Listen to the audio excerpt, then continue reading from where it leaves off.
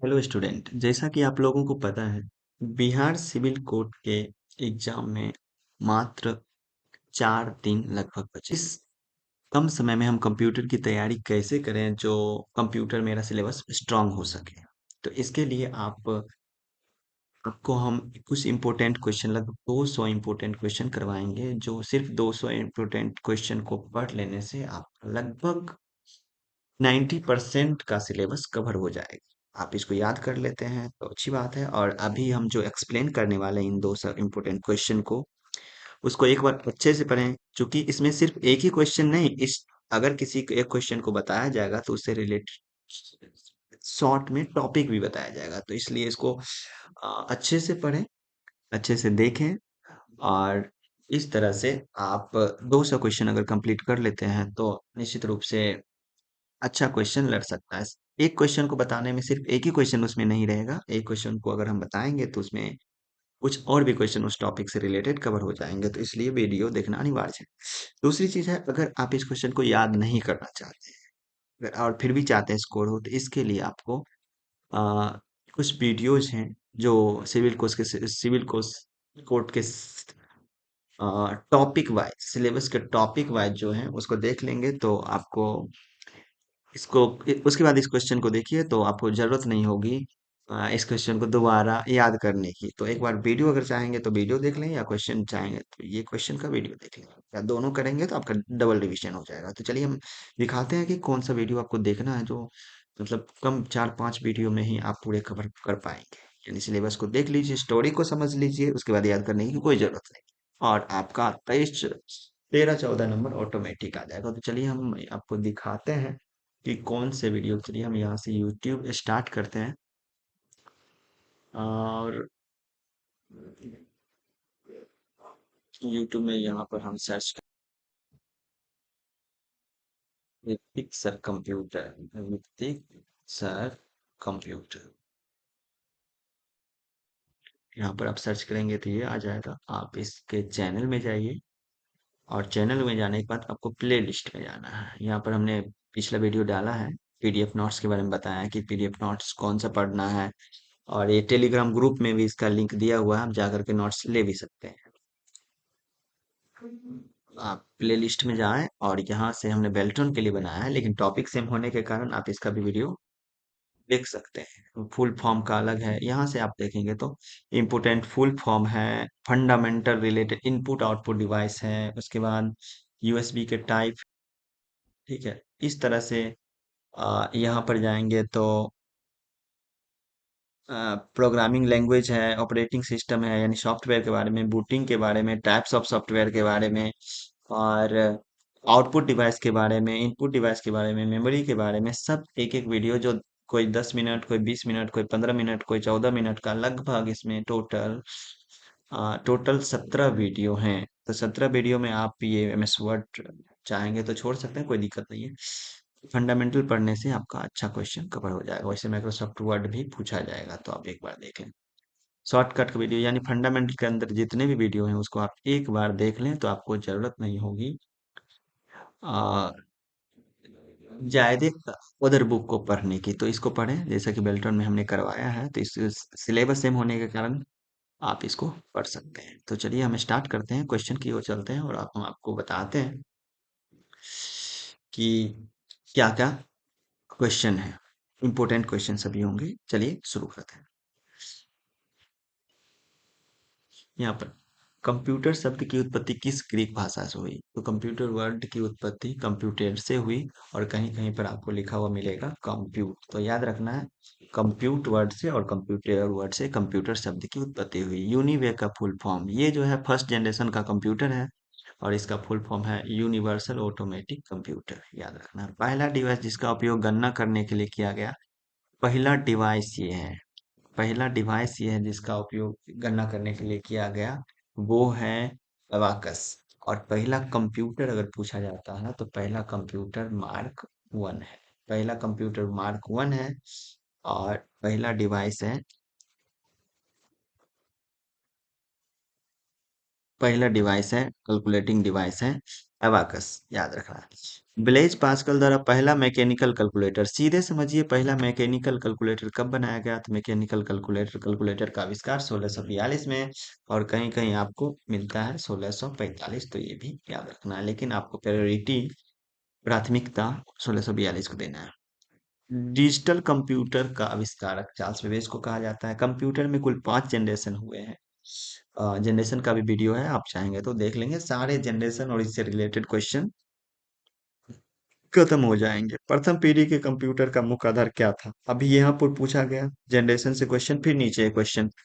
ये सभी जो क्वेश्चन है कहीं ना कहीं पूछे हुए एग्जाम में, इसलिए बहुत इंपॉर्टेंट है। देखें, अगर आप इसको ये 200 क्वेश्चन करने के बाद जो प्रीवियस ईयर का क्वेश्चन था उसको भी मिलाएं तो बहुत सारा मैच करेगा। प्रथम पीढ़ी के कंप्यूटर का मुख्य आधार क्या था, प्रथम पीढ़ी के कंप्यूटर का मुख्य आधार मतलब किस पर बेस्ड था, तो उसको वैक्यूम ट्यूब पर बेस्ड था, जिसको इलेक्ट्रॉनिक वॉल्व्स भी कहा जाता है। दूसरा पीढ़ी ट्रांजिस्टर पर था, तीसरा पीढ़ी आईसी पर था, चौथा पीढ़ी माइक्रो प्रोसेसर पर था, जिसको वीएलएसआई, और पांचवा पीढ़ी यूएलएसआई पर आधारित था। दोनों माइक्रो प्रोसेसर, चौथा और पांचवा। आईसी का फुल फॉर्म जो तीसरी पीढ़ी यानी थर्ड जनरेशन में यूज हुआ था, थर्ड जनरेशन कंप्यूटर में यूज किया गया था आईसी का। इसका फुल फॉर्म होता है इंटीग्रेटेड सर्किट, और इसका आविष्कारक होता है, आविष्कारक भी कभी कभी पूछा जाता है, जे एस किल्बी। ओहो, J S Kilby. Data handling के आधार पर कंप्यूटर कितने प्रकार के होते हैं, डाटा हैंडलिंग के आधार पर तीन होते हैं कंप्यूटर के प्रकार। उसको कहा जाता है डिजिटल, डिजिटल एनालॉग और हाइब्रिड। ये तीन प्रकार के होते हैं डाटा हैंडलिंग के आधार पर। हमारा जो कंप्यूटर है वो हाइब्रिड है।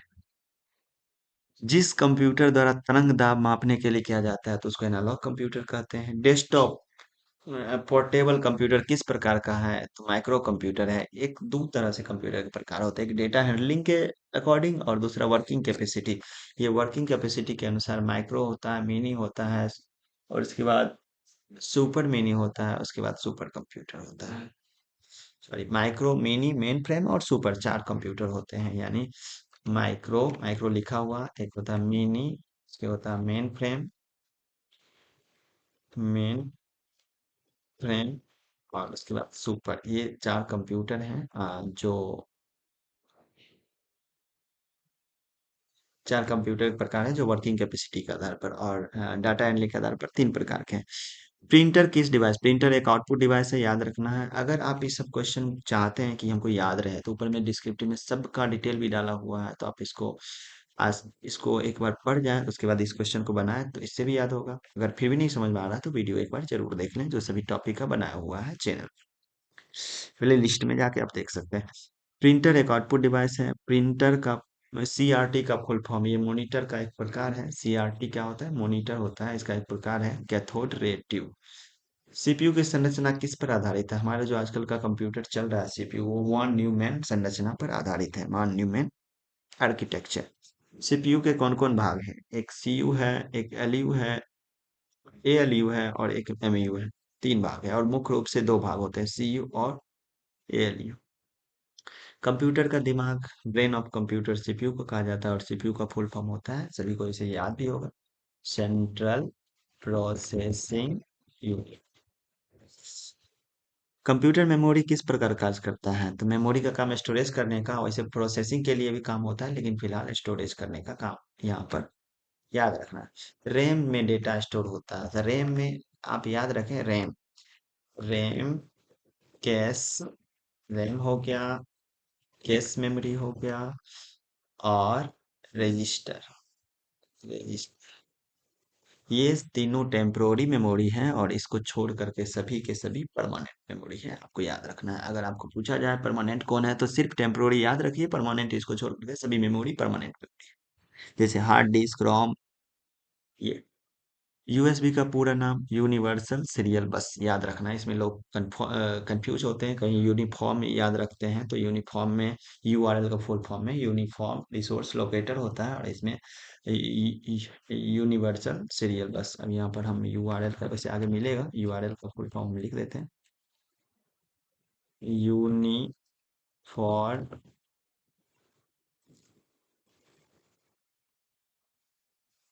Uniform resource locator. बस के कितने प्रकार हैं?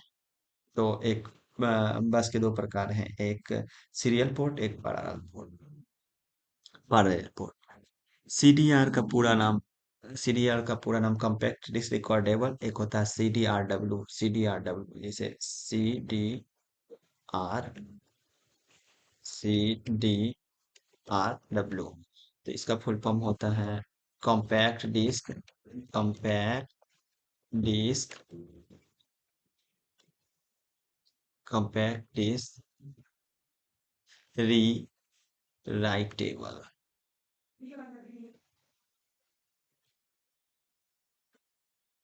रीराइटेबल, कॉम्पैक्ट डिस्क रीराइटेबल, याद रखना। वायरस जो कंप्यूटर में फैलता है एक सॉफ्टवेयर होता है, वायरस एक सॉफ्टवेयर होता है, एक प्रोग्राम जो वायरस को खोज कर उसे रिमूव करता है उसको एंटीवायरस कहते हैं। विंडोज 7 एक प्रकार का ऑपरेटिंग सिस्टम सॉफ्टवेयर है। यानी विंडोज 7 क्या है? तो एक सिस्टम सॉफ्टवेयर है, इसको हम लोग ऑपरेटिंग ऑपरेटिंग सिस्टम सॉफ्टवेयर कह सकते हैं। ऑपरेटिंग सिस्टम, GUI का full form graphical user interface, और CUI का full form character user interface होता है। कंप्यूटर ऑन होने पर पहला स्क्रीन जो आता है, जैसे हम ऑन करेंगे तो ये जो पहला स्क्रीन आएगा इसको हम लोग डेस्कटॉप बोलते हैं। ये ऑन करने पर ये जो स्क्रीन आता है इसको हम लोग डेस्कटॉप बोलते हैं, याद रखना।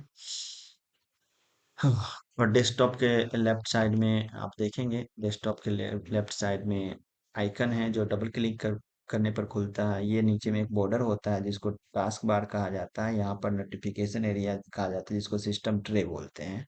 यहाँ मैसेज आने का काम होता है। यहाँ एक बटन है जिसको शो डेस्कटॉप बटन कहते हैं। चलिए हम चलते हैं आगे। नोटपैड जिस प्रोग्राम में हम टेक्स्ट लिखने का काम करते हैं उस प्रोग्राम को टेक्स्ट एडिटर प्रोग्राम कहते हैं। इसलिए नोटपैड में हम लिखने का काम करते हैं, इसलिए notepad text editor program. Notepad file का एक्सटेंशन नेम .txt। अगर किसी फाइल का एक्सटेंशन नेम .txt है तो समझ जाएंगे उसमें सिर्फ लिखा हुआ टेक्स्ट होगा और कुछ नहीं। कॉपी का शॉर्टकट की कंट्रोल C होता है, और पेस्ट का शॉर्टकट की आप देखेंगे तो पेस्ट का शॉर्टकट की कुछ लोग कंफ्यूज होते हैं, तो याद रखना है कंट्रोल भी होता है, और प्रिंट का होता है कंट्रोल P, याद रखना। स्क्रॉल कितने होते हैं? यानी विंडो में स्क्रॉल कितने होते हैं? तो दो होते हैं, एक ऊपर से नीचे करने वाला, एक लेफ्ट से राइट करने वाला। स्क्रॉल होते हैं। ओपन करने का शॉर्टकट कंट्रोल O है, सबको एक ही बार में सिलेक्ट करने का शॉर्टकट कंट्रोल A है। किसी भी डॉक्यूमेंट हम कंट्रोल A करके दिखाते हैं। हाँ, माइक्रोसॉफ्ट वर्ड में जाएंगे, कंट्रोल A करने से सभी के सभी सिलेक्ट हो जाते हैं। यहाँ पर हमने दबा दिया था इसलिए सिलेक्ट हो गया, खैर। अभी हम चलते हैं आगे। किसी भी डॉक्यूमेंट का रूलर किस दिशा में होती है? तो रूलर ऊपर में होता है, डॉक्यूमेंट में रूलर ऊपर में होता है, और एक रूलर लेफ्ट साइड में होता है, तो दो साइड में रूलर होते हैं। माइक्रोसॉफ्ट वर्ड जाएंगे तो दिखे। BMP का पूरा नाम होता है bit mapped picture, bit mapped picture कहा जाता है BMP का पूरा नाम। यह एक पिक्चर फॉर्मेट का पिक्चर का एक्सटेंशन नेम है। कैरेक्टर मैप के बारे में, कैरेक्टर को दिखाता है, तो 200 कैरेक्टर एरियल फॉन्ट में दिखाता है कैरेक्टर मैप।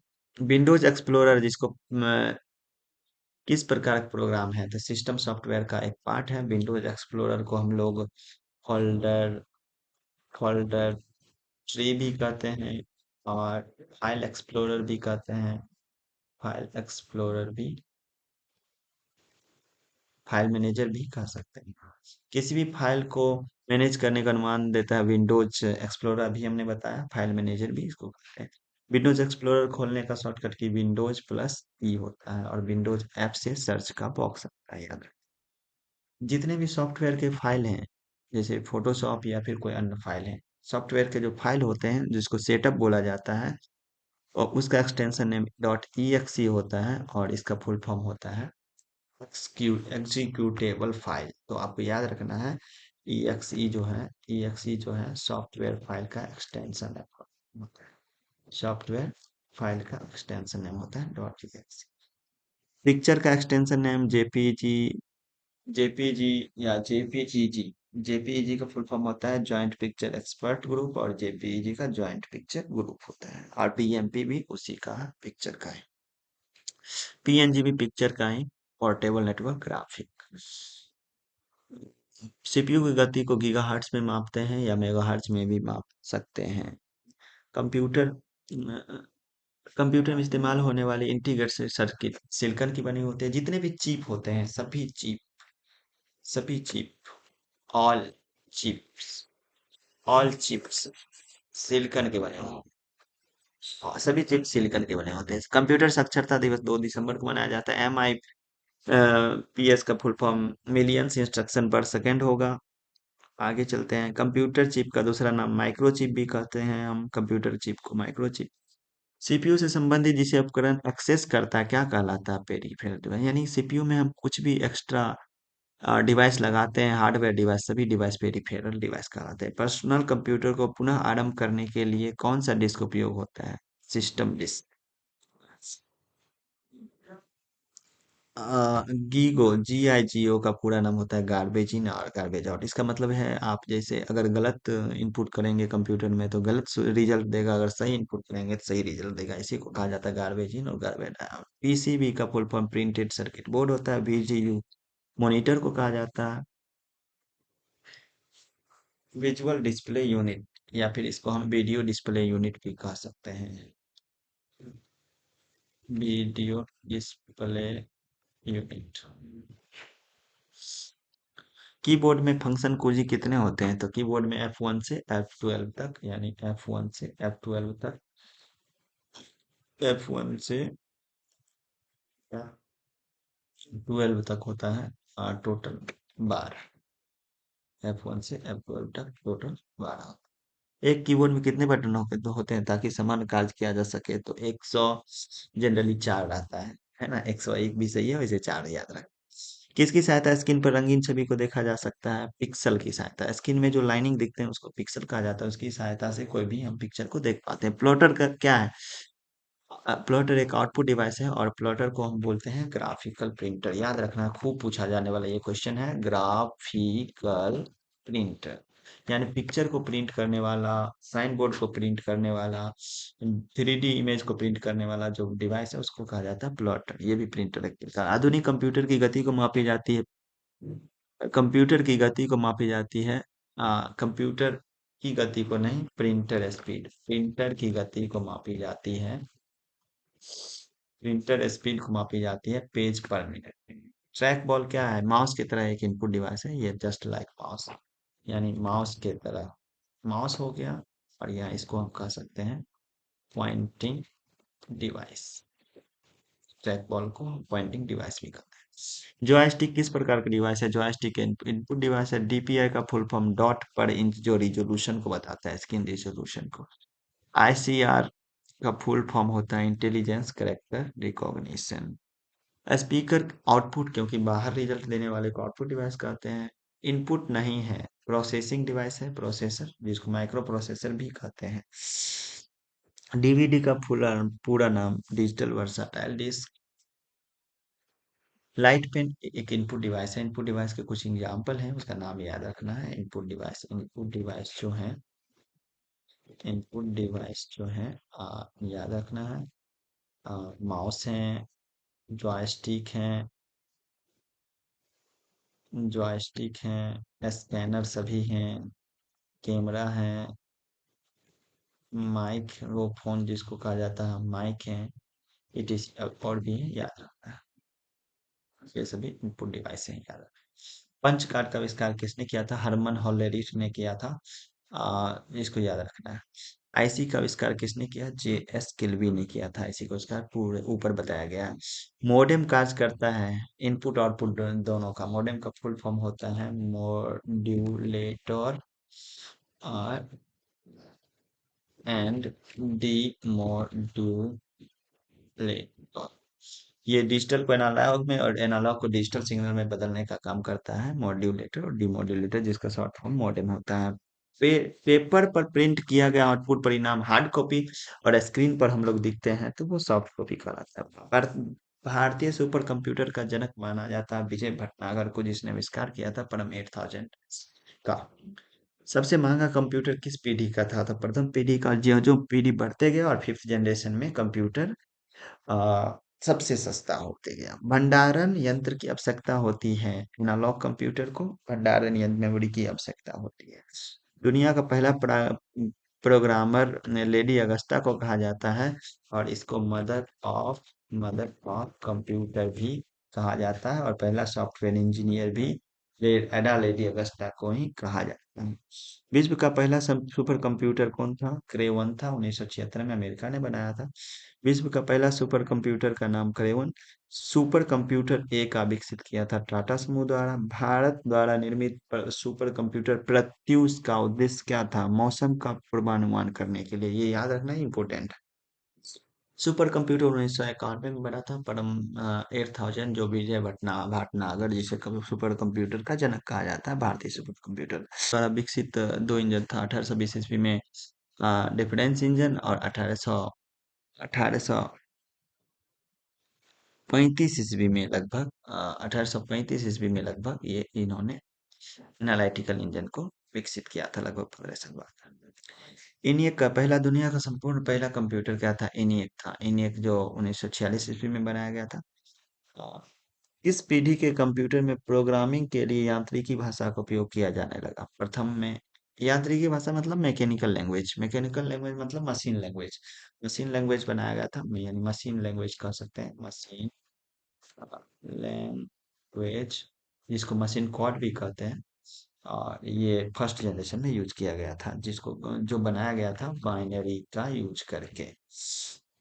माउस का आविष्कार डगलस एंजल वर्ट ने किया था, लगभग 1963 ईस्वी में। एक प्रोग्रामेबल कंप्यूटर की अवधारणा हेतु किसे याद किया जाता है? चार्ल्स बेबेज को याद किया जाता है। मैकिन्टोश आईफोन के द्वारा, यानी एप्पल के द्वारा विकसित किया गया एक कंप्यूटर का नाम है। मैक जिसको कहा जाता है। पेन ड्राइव विकास किसके द्वारा किया गया? तो IBM द्वारा 1998 में विकास किया गया। माइक्रोसॉफ्ट की स्थापना कब हुई? 1975 ईस्वी में माइक्रोसॉफ्ट कॉरपोरेशन की स्थापना की गई। और 1983 ईस्वी में इन्होंने इन्होंने डॉस नामक सॉफ्टवेयर बनाया। और 1985 ईस्वी में 1985 ईस्वी में इन्होंने विंडोज बनाया, यानी विंडोज 1.0। 1.0 इन्होंने 1985 ईस्वी में बनाया, ये भी याद रखना है, माइक्रोसॉफ्ट कंपनी ने बनाया। वर्म का पूरा नाम क्या है? तो राइट वंस रीड मैनी। रोम बनी होती है एकीकृत आईसी की, मतलब जितने भी चिप हैं सभी आईसी की बने। हाई स्पीड जितने भी मेमोरी हैं सब आईसी ये अ, बनी होती है चिप की, सर्किट की, इंटीग्रेटेड सर्किट, एकीकृत परिपथ, यानी चिप की बनी होती है। हाई स्पीड स्टोरेज है कैश मेमोरी। आप पूछा जाता है सबसे हाई स्पीड मेमोरी कौन सा है, तो याद रख, सबसे हाई होता है रजिस्टर, उससे लो मतलब उससे कम कैश, और उससे कम लेस देन आप कह सकते हैं रैम। हाँ, इसके बाद हार्ड डिस्क को आप ऐड कर सकते हैं। कॉम्पैक्ट डिस्क तकनीक का उपयोग किया जाता है, लेजर तकनीक का उपयोग किया जाता है उसको रीड करने के लिए। प्राथमिक आंतरिक मेमोरी जो कंप्यूटर के मदरबोर्ड में स्थित होती है, प्राइमरी मेमोरी रैम है। टेलीफोन लाइन पर एनालॉग सिग्नल को, टेलीफोन लाइन के द्वारा जो डिजिटल को एनालॉग में बदलने का काम करता है वो मॉडेम है। टेलीफोन के माध्यम से संचार के लिए जुड़ने वाला इंटरनेट कनेक्शन है, मॉडेम है। EPROM का full form erasable programmable read only memory. अगर डबल EPROM होगा तो इससे पहले इलेक्ट्रिकली हो जाएगा, यानी डबल EPROM का electrically erasable programmable read only memory. Computer निर्माण में शब्द का आकार नहीं है 25। कंप्यूटर निर्माण में शब्द का आकार नहीं है 28। ये 0 से लेकर के 8 बिट तक का एक शब्द होता है, ये 28 शब्द का आकार नहीं हो सकता है। लोगो प्रोग्रामिंग भाषा का एक नाम है। लोगो इंटरनेट के पेज बनाने के लिए HTML एक लैंग्वेज है जिसका फुल फॉर्म होता है, ये भी इम्पोर्टेंट है, हाइपर, खूब इम्पोर्टेंट है, hyper text mark up language. तो ये याद रखना है, इसका फुल फॉर्म। उच्च स्तरीय भाषा, फोर्टेन और कोबोल दो ही है। इसका यूज किया गया था सेकेंड जनरेशन में। कंप्यूटर में डाटा प्रोसेस करने के लिए कंप्यूटर एक ही भाषा को समझता है और वो है बाइनरी भाषा को, और किसी भाषा को नहीं समझता है। जावा का आविष्कार जेम गोसलिंग ने 1991 ईस्वी में किया। ऑपरेटिंग सिस्टम सॉफ्टवेयर का उदाहरण है लिनक्स, यूनिक्स, विंडोज और डॉस। तो इसको याद रखना है। आ, इस तरह से आपका 100 क्वेश्चन हो गया। अगले वीडियो में हम फिर 100 क्वेश्चन लेकर आएंगे और एक्सप्लेन कराएंगे। आप लोग अगर किसी टॉपिक में डाउट लगे तो उसका वीडियो भी अवेलेबल है, उसको देखें। और ये जो नोट्स दिख रहा है ये आपके टेलीग्राम ग्रुप पर होगा, और इसमें डिस्क्रिप्टिव ऊपर से है, डिस्क्रिप्टिव पढ़ें। ये सिविल कोड के लिए ही स्पेशल बनाया गया है, और क्लास भी कराई जाती है इसका। इसका सिलेबस आप देखेंगे तो शुरू से यहाँ पर दिया हुआ है। हिस्ट्री ऑफ कंप्यूटर जो बिल्कुल सिलेबस पर आधारित है। और इसको पहले डिस्क्रिप्टिव पढ़ें और उसके बाद लास्ट का क्वेश्चन पढ़ें। और लास्ट का क्वेश्चन अगर समझ में नहीं आए तो एक बार इस जो एक्सप्लेन हम करवा रहे हैं इस वीडियो को एक बार जरूर देखें, जिससे आपका रिवीजन अच्छे से हो पाए। क्योंकि हमने क्वेश्चन के अलावा भी बहुत कुछ बताया, तो इसको पढ़ें। और आसानी से अगला वीडियो में हम 100 क्वेश्चन को लेकर के आएंगे, उसके अलावा एक टॉपिक को भी, जो इम्पोर्टेंट टॉपिक होगा उसको भी कवर करेंगे। तो अगर वीडियो अच्छा लगा हुआ तो शेयर भी करें और सब्सक्राइब करें। टेलीग्राम ग्रुप में जाकर के इस पीडीएफ को डाउनलोड कर लें। Thank you.